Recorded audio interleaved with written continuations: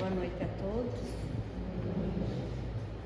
Então, hoje nós nos propomos a falar sobre o Natal, uma data que comemoramos todos os anos, né?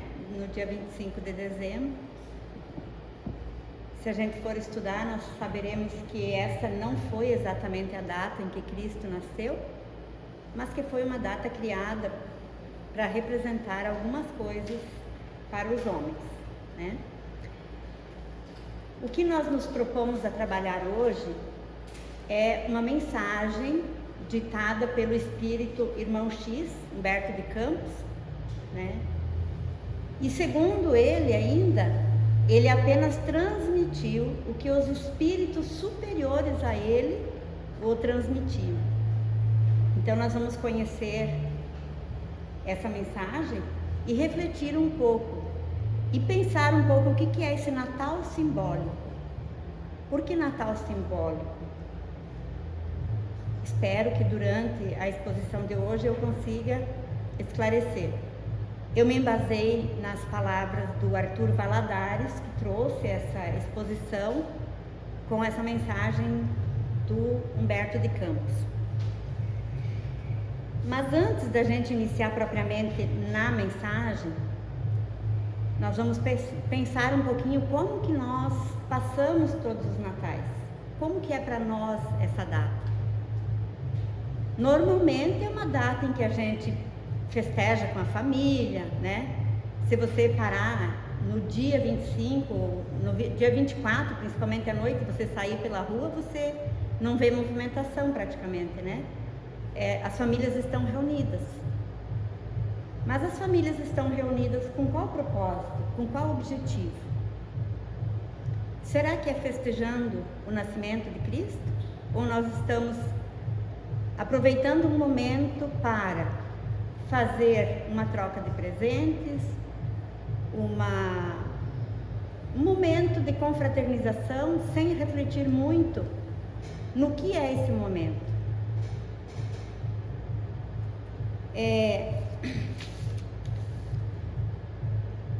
Antes ainda de entrarmos na mensagem, nós vamos pensar um pouco sobre o que seria o Natal em nós. Quando nós entramos em contato com o Evangelho, conhecemos os personagens do Evangelho, será que o que nós encontramos no Evangelho está nos ensinando o quê? Está nos mostrando o quê? Nós vamos ver que os personagens do Evangelho estão em nós. Nós temos o Cristo. O Cristo tem todo um potencial. E se Ele é nosso irmão, nós temos o potencial dele. Um dia nós seremos Cristo. Não importa quanto tempo. Será que nós já estamos nessa trajetória? E o que Simão Pedro nos ensina? Será que Simão Pedro ainda está em nós? Qual é a representação de Simão Pedro, né? Em nós. A nossa impaciência, né? O nosso orgulho para com as pessoas. Saulo de Tarso, será que ele está em nós? Com sua intolerância, sua intransigência? E aqui não estou falando de Paulo, estou falando de Saulo de Tarso, apesar de eu ter escrito Paulo de Tarso, né? E o João Evangelista? João Evangelista era um dos mais jovens dos apóstolos de Cristo. E a gente sabe que na juventude a gente tem uma sumiu a palavra, impetuosidade, né? A gente age com muito ímpeto, com muita sagacidade, com muita sem refletir muito. Será que nós ainda estamos agindo sem refletir, sem pensar. Nós estamos agindo como jovens que querem aproveitar a vida. O que é aproveitar a vida? Né?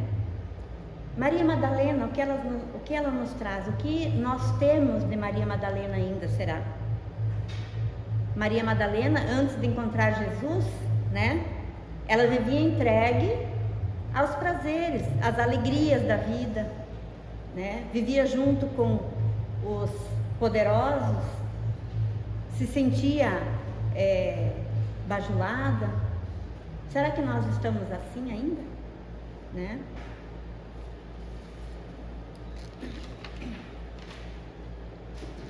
E aí então nós vamos entrar na mensagem trazida por Humberto de Campos. E Humberto de Campos narra que quando eles estavam todos lá reunidos, espíritos, né, numa harmonia, numa graciosidade, né, numa paz, esse espírito superior iniciou falando: cada espírito é um mundo onde o Cristo deve nascer. Cada um de nós é um espírito onde o Cristo deve nascer. Será que nós, no Natal, nós refletimos sobre esse nascimento do Cristo em nós? Chico Xavier dizia assim, que o Natal é a oportunidade de reafirmarmos o nosso compromisso de cristianização com nós mesmos. Que o Natal é o compromisso de nós nos cristianizarmos. Será que é isso que fazemos no Natal? E ainda, Emmanuel nos traz uma mensagem dizendo: se Jesus não nascer e crescer na manjedoura de nossa alma, em vão os anos novos se abrirão iluminados para nós. Ano após ano se passarão e nós continuaremos demorando-nos para querermos encontrar Jesus, querermos seguir os seus ensinamentos. Se não nascer em nós, né, em nossa alma, essa sabedoria. E o Espírito então continua na sua mensagem: fora loucura esperar a reforma do mundo sem o homem reformado. Jamais conheceremos povos cristãos sem edificarmos a alma cristã. Então, nós estamos vivendo num momento de transição do mundo de provas e expiações para um momento que nós vamos chegar num mundo de regeneração. E se nós esperarmos isso vir de fora, nós nunca chegaremos lá. Essa transformação depende de cada um de nós, iniciando do nosso interior, da nossa modificação, da nossa busca da reforma íntima, né? Se nós não edificarmos a nossa alma cristã, nós não chegaremos num planeta de regeneração. E o Espírito continua: eis porque o Natal do Senhor se reveste de profunda importância para cada um de nós em particular.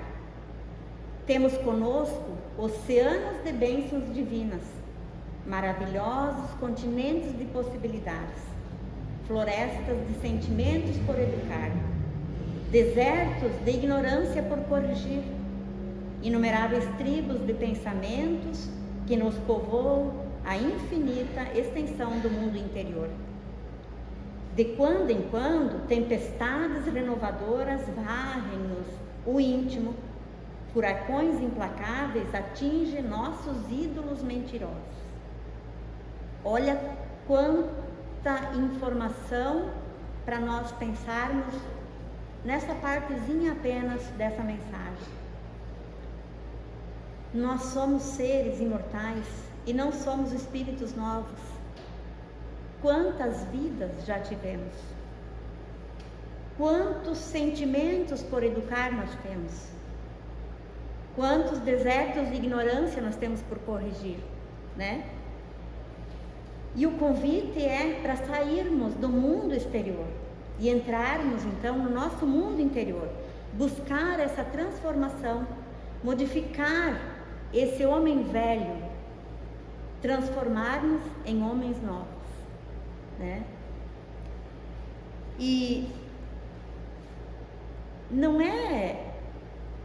vou usar a palavra pecado, não é errado buscarmos viajar, contemplarmos a beleza da natureza, contemplarmos as belezas exteriores, não é errado, desde que nós também contemplemos as belezas interiores, procuremos buscá-las dentro de nós, com as nossas potencialidades, as potencialidades do Cristo que está em nós, né? Quando Paulo de Tarso, que ele já está nessa fase de transição, querendo seguir o Mestre Jesus, né? Ele pergunta a Gamaliel o que ele deveria fazer agora como um novo seguidor de Cristo. E aí o Gamaliel vai responder a ele que é preciso, né, que a gente compreenda que nos adaptarmos ao Evangelho é descobrir um novo país, cuja grandeza se perde no infinito da alma. Então, Gamaliel responde a Paulo de Tarso que dentro de nós temos uma grandiosidade enorme e que nós não aproveitamos e não buscamos. Nós temos a potencialidade de sermos Cristos, mas nós erramos e caminhamos lentamente.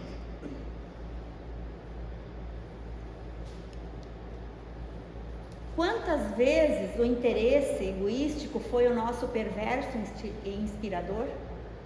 O Espírito continua nos questionando.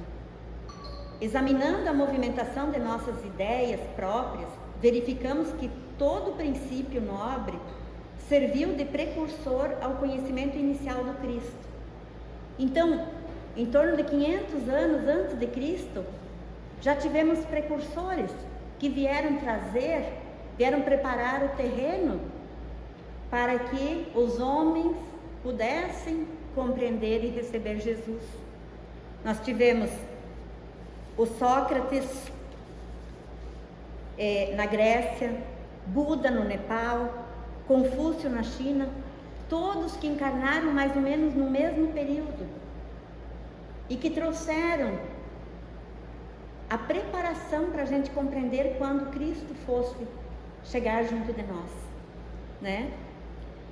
E se nós pensarmos, nós também temos precursores em nossa vida hoje, atualmente, nessa encarnação. Nós temos Madre Teresa, Divaldo, vários precursores que estão aí nos mostrando como nós podemos seguir a Cristo, como nós podemos aprender esses ensinamentos. No nosso dia a dia, nós sempre temos pessoas próximas de nós que nos trazem exemplos. Se a gente parar para observar, a gente sempre tem alguém que a gente admira, porque está sempre pronta, não vê maldade, não julga, está sempre pronta a ajudar, né? E às vezes a gente se demora a ver esses exemplos e buscar esses exemplos, né?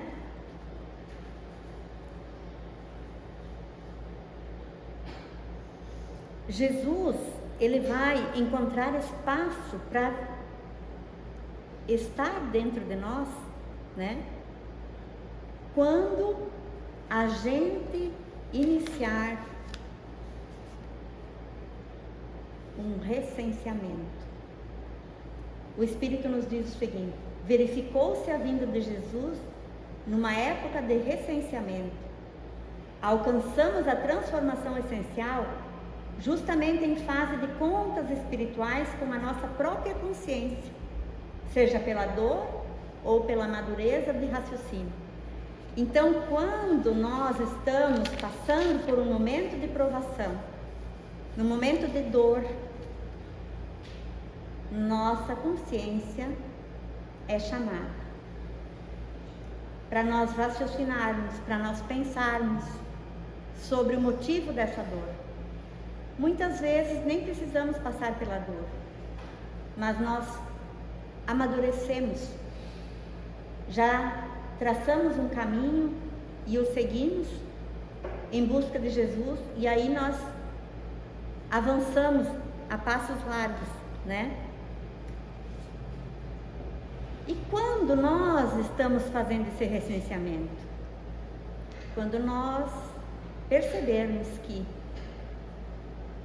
será que o que nós estávamos buscando até agora, até esse momento, esse aproveitar a vida, e aqui eu estou fazendo uso de uma palavra muito comum entre os jovens, e que eu já fui jovem, eu não usava exatamente essas palavras, mas a gente pensava assim, a gente tem que aproveitar a vida. Vamos aproveitar a vida. Vamos aproveitar a vida. Como? Será que da forma que eu estou fazendo, eu estou acerenando meu coração? Eu estou conseguindo me sentir e me realizar nesse aproveitamento da vida? Será que o que eu busco está me trazendo paz? E olha só, Jesus, ele falava em parábolas, mas até o seu nascimento, até agora, trazendo o que esse Espírito nos fez refletir até aqui, o nascimento dele é todo ensinamento. Nascer num período de recenseamento nos faz pensar que quando nós estivermos nos questionando, buscando a paz interior, nós abriremos espaço para Jesus entrar em nosso coração, né? E se ele nasceu à noite, será que isso tem algum significado? Será que os pastores têm algum significado? Será que os animais têm algum significado? Sim, e nós já veremos. Se nós voltarmos aos personagens do Evangelho e voltarmos a falar de Saulo e de Madalena, o que Saulo fazia quando ele se dirigia a Damasco?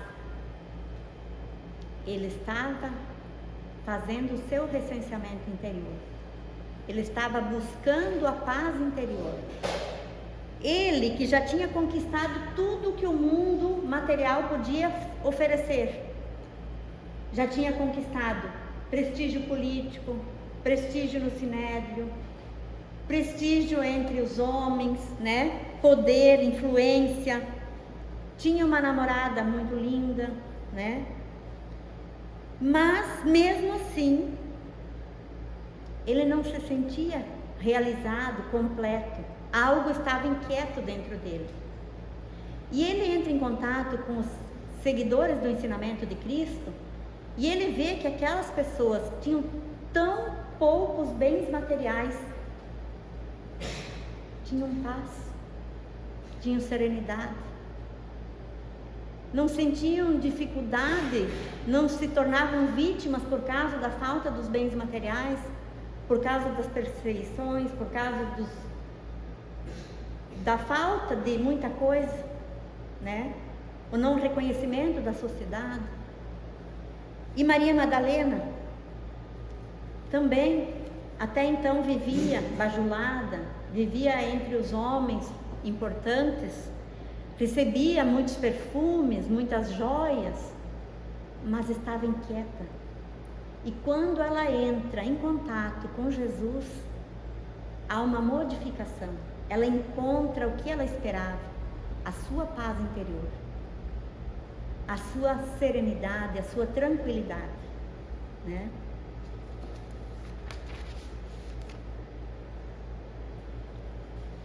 Não havia lugar para o Senhor. Ele teve que, José e Maria tiveram que parar num estábulo. E nós nunca possuímos espaço mental para a inspiração divina, absorvidos de ansiedades do coração ou limitados pela ignorância. Então, há milênios, Cristo está aí, querendo entrar em nossos corações. E nós, cada dia mais, corremos e corremos. Trabalhamos e ainda quando nós temos um minuto para descansar, nossa mente não para. Nós estamos já vendo o que nós temos que fazer amanhã, como é que a gente vai agir amanhã, o que faltou fazer hoje, mas tudo em relação ao nosso trabalho no mundo material, a nossa busca dos bens materiais. E nós não disponibilizamos tempo em nossa mente para refletirmos. Por exemplo, a sugestão de Santo Agostinho, na última parte do Livro dos Espíritos. Será que nós, ao deitarmos, fazemos uma reflexão do que foi o nosso dia enquanto seres humanos, detentores de todo um potencial do Cristo? O que nós desenvolvemos durante o dia, que demonstra o amor de Cristo para conosco, primeiramente, e para com nossos irmãos? Será que nós estamos reservando um tempo para estudar, para refletir sobre o que são os valores morais, o que são as minhas atitudes, os meus pensamentos, as minhas falas de todos os momentos? Jesus nos disse que quando a gente fosse orar, que a gente fechasse a porta do quarto. Não é do quarto físico, é fechar a nossa mente para o exterior, para o que é do mundo material, e nos conectarmos com Deus, para podermos nos conhecer, nos avaliarmos e perceber onde nós ainda temos que nos modificar. Como nós podemos nos modificar e como nós podemos ser exemplos. Como nós poderemos ser exemplos dentro da nossa casa, no nosso trabalho, na nossa vida, no nosso dia a dia com nossos amigos. E o Espírito continua nos mostrando que a única estalagem ao hóspede sublime foi a manjedoura.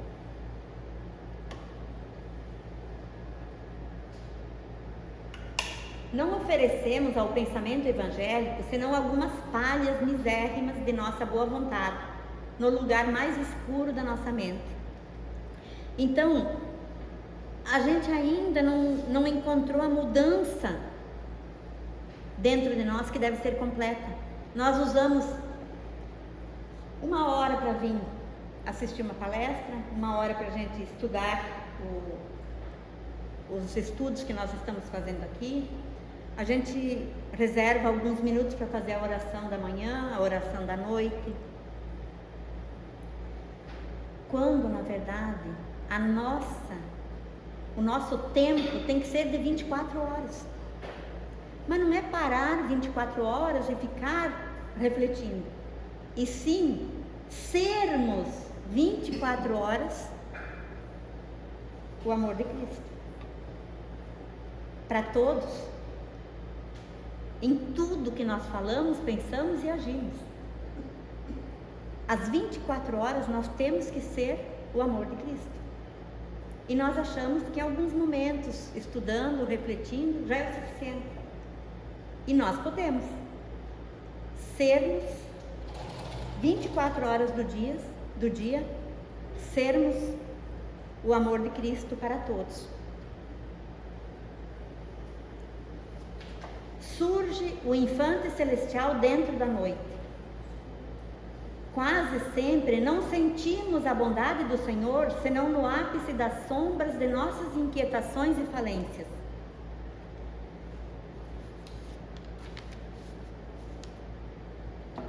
Jesus nasceu à noite. Isso significa que quando que a gente começa a sentir a bondade de Deus? quando nós estamos passando por um período de escuridão, de dor, de sofrimento, de dificuldade. É nesse momento que nós sentimos a bondade do Senhor. Por isso Ele nasceu à noite, para ser a luz, para nós não esperarmos apenas a escuridão das nossas dificuldades. Nós vimos na mensagem inicial que aquele pai foi mostrar a estrela mais brilhante, que nasceu há mais de 2000 anos, que é Jesus, a estrela que ilumina a nossa alma. Mas ainda somos teimosos, né? E todos que passam por dificuldades, por dores, passam a ter mudanças em seus pensamentos, em seus comportamentos. Mas nós não precisamos esperar esse momento. Nós podemos começar hoje. Nós podemos começar agora. A estrela prodigiosa rompe as trevas do grande silêncio. Quando o germe do Cristo desponta em nossas almas, a estrela da divina esperança desafia nossas trevas interiores, obscurecendo o passado, clareando o presente e indicando o porvir. Então, nós, como eu já falei antes, somos seres imortais. Nós já tivemos muitas vidas e muita ignorância dentro de nós, né? Mas o que nós devemos fazer? Quando esse germe do Cristo desponta em nós, nós devemos deixar o passado,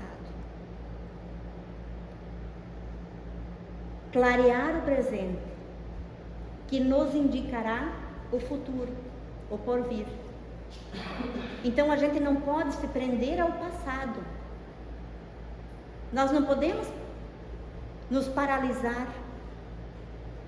Já pensou se Paulo de Tarso e Madalena paralisassem o passado deles? Como eles poderiam ter ajudado a Jesus? Como eles poderiam ter trazido para nós os ensinamentos de Jesus? Nós não podemos parar no passado. E essa estrela brilhante, a estrela mais brilhante, ela está sempre aí, né? Despontando uma esperança em nós, de que nós podemos seguir em frente e podemos modificar e abrir espaço dentro do nosso coração. E os animais, em bando, são as primeiras visitas ao enviado celeste. Na soledade de nossa transformação moral, em face da alvorada nova, os sentimentos animalizados de nosso ser são os primeiros a defrontar o ideal do Mestre. Então, quando eu falei antes que tudo no nascimento de Jesus tem uma simbologia em nós, os animais são o quê? Ainda aqueles nossos sentimentos animalizados, a nossa brutalidade, a nossa ignorância, a nossa vaidade, o nosso egoísmo, né? Esses sentimentos animalizados, das paixões que nós valorizamos,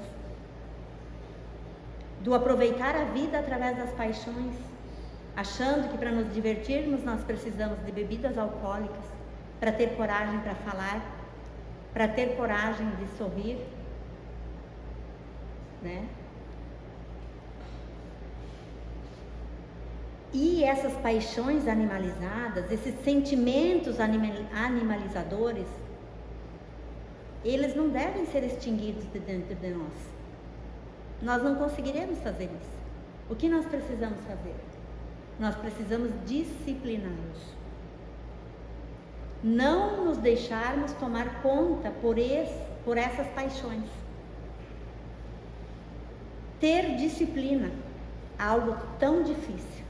E hoje, mais do que nunca, muito difícil, a tal disciplina, né?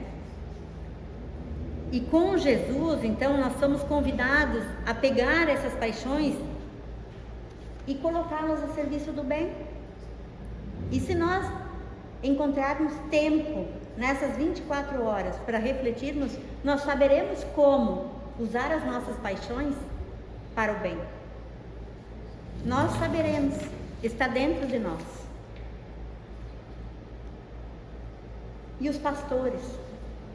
Chegam pastores que se envolvem na intensa luz dos anjos que velam no berço divino. Os nossos pensamentos mais simples e mais puros aproximam-se da ideia nova, contagiando-se da claridade sublime, oriunda dos gênios superiores que nos presidem aos destinos e que se acercam de nós, afugentando a incompreensão e o temor. Então, os pastores significam a simplicidade, né? Tudo que é mais simples em nós deve ser colocado a serviço do bem. A humildade e a simplicidade são o primeiro passo. E sem humildade e sem simplicidade, nós não conseguiremos abrir o espaço para Jesus entrar em nossos corações. Humildade e simplicidade. Ser humilde na vida cristã, na vida do Cristo. Cantam milícias celestiais. No instante de nossa renovação em Cristo, velhos companheiros nossos, já redimidos, exultam de contentamento na esfera superior, dando glória a Deus e bendizendo os espíritos de boa vontade. Então, nossos amores estão no mundo espiritual nos esperando, nos aguardando. E quando nós damos um passo no trabalho do bem, eles exultam de alegria e de felicidade. Nosso anjo da guarda, nossa família espiritual está sempre lá, ansiosa por nossos passos, para cada dia conquistarmos um mundo de regeneração.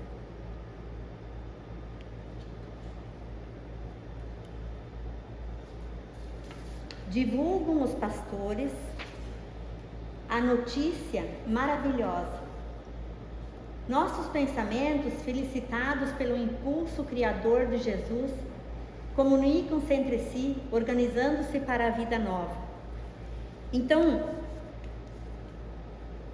os nossos pensamentos, nós somos convidados a nos contagiar a esse trabalho do bem, a esse trabalho de vivermos as 24 horas no bem, agindo dentro da nossa casa primeiramente.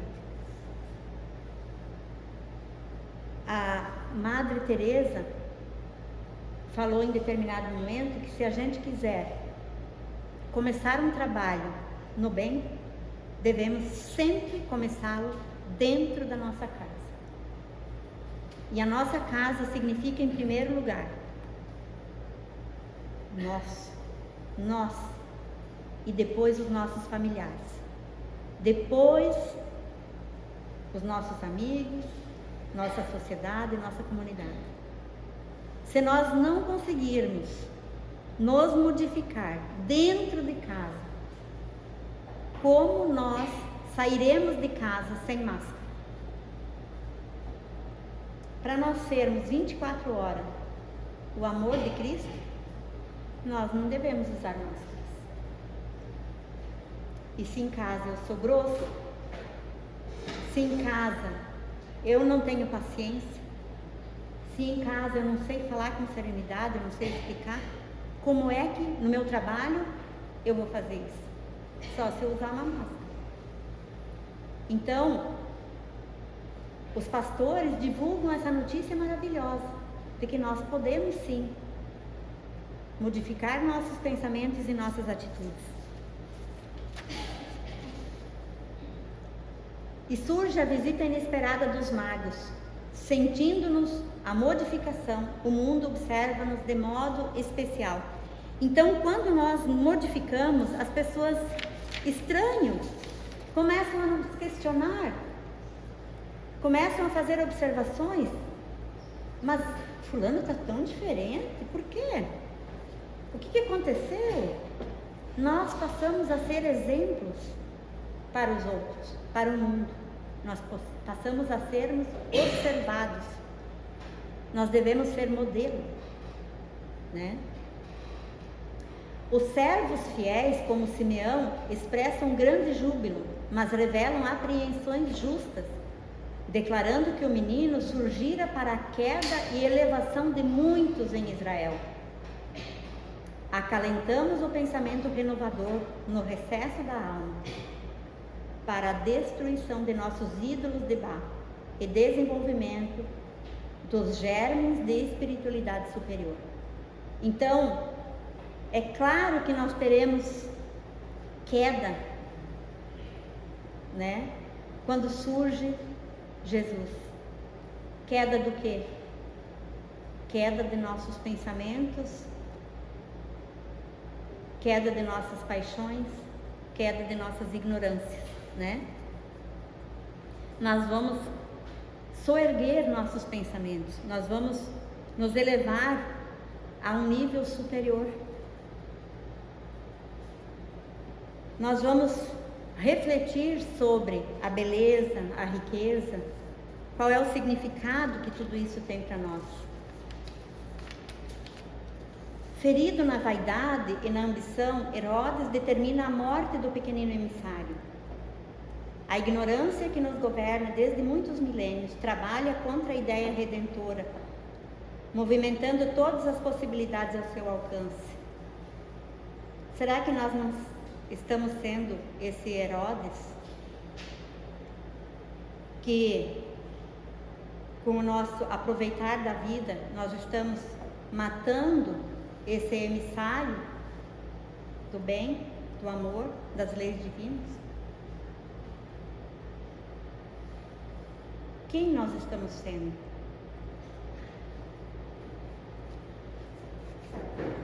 Nós temos, como eu já disse antes, milênios de vidas de ignorância para apagarmos dos nossos pensamentos, das nossas paixões, dos nossos sentimentos, né? E sempre encontraremos aqueles que buscarão se atravessar à nossa frente e frear o nosso avanço. Se a gente pegar os exemplos do cego de Jericó, Zaqueu, a mulher hemorraísta, cada vez que eles buscavam se achegar a Jesus, eles se defrontavam com uma multidão que os atrapalhava. Quem é essa multidão para nós? Os nossos pensamentos, os nossos sentimentos. Nós nos deparamos com esses pensamentos, com esses sentimentos, que são multidões que nos fazem retardar o caminho até Cristo, que nos tentam para impedir a chegada de Jesus. Conserva-se Jesus na casa simples de Nazaré. Crescendo, ele não precisou de uma casa bela, linda, maravilhosa. Ele continuou na simplicidade da casa dos seus pais. Nunca poderemos fornecer testemunho à humanidade antes de fazê-lo junto aos nossos elevados, junto aos nossos, elevando o espírito do grupo a que Deus nos conduziu, que foi o que eu falei antes. Nós não poderemos fazer a mudança fora de casa.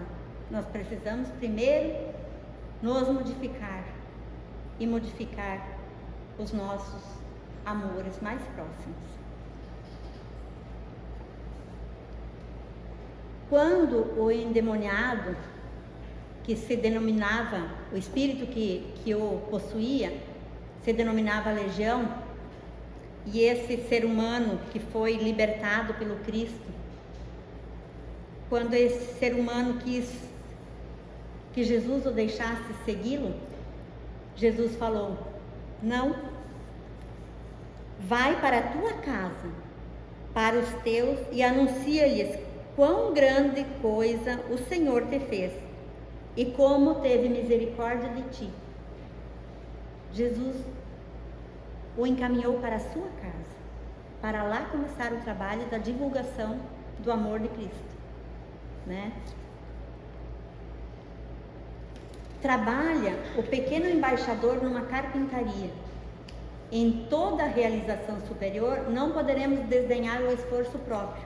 Então, nós não podemos pensar que algo vai acontecer sem nosso esforço.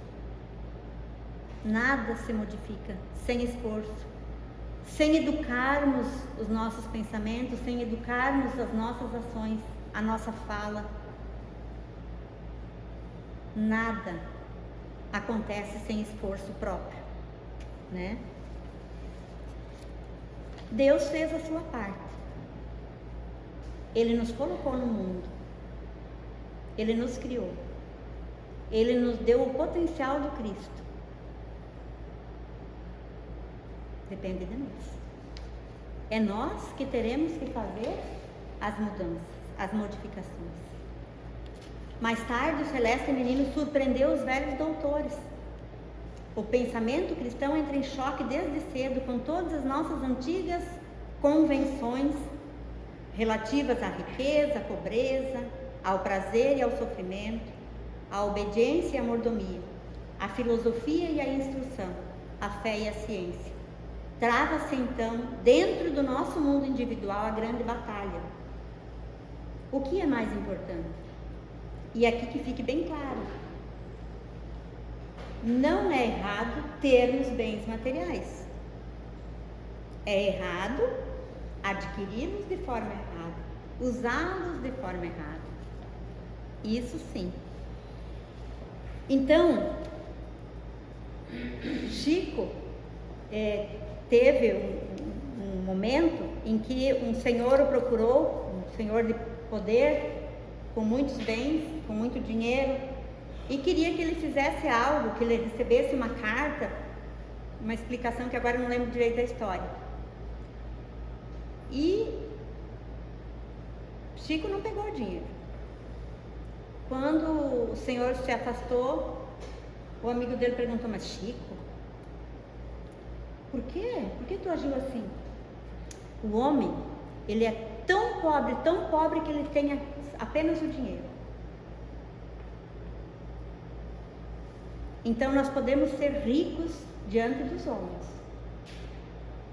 mas nós podemos ser ricos também diante de Deus. Depende de nós. Querermos que o mundo seja modificado pelos nossos desejos, do jeito que nós queremos, sem esforço, não poderemos chegar a isso, né? E Jesus, então, ele vem desafiar os velhos doutores para refletirem sobre todos os seus valores, né? E então, todos lá reunidos, junto com Humberto de Campos, esperando, né, esse espírito superior a esses espíritos já superiores. O mensageiro fez uma pausa e falou: aqui termino minhas humildes lembranças do Natal simbólico. Segundo observais, o Evangelho de Nosso Senhor não é livro para os museus, mas roteiro palpitante da vida. O Evangelho devemos ser nós. Não deve ser alguém que está dentro de casa, preso para si mesmo, ou um livro numa estante, sem ser lido, sem ser estudado. E hoje, como nós estamos no mundo de tecnologia, José faz uma selfie e manda um zap para nós, que eles já chegaram a Belém e que Maria está muito tranquila. Que essa tranquilidade esteja em nós. esteja ou nasça em nosso íntimo, em nosso interior, neste Natal. Obrigada pela atenção de todos.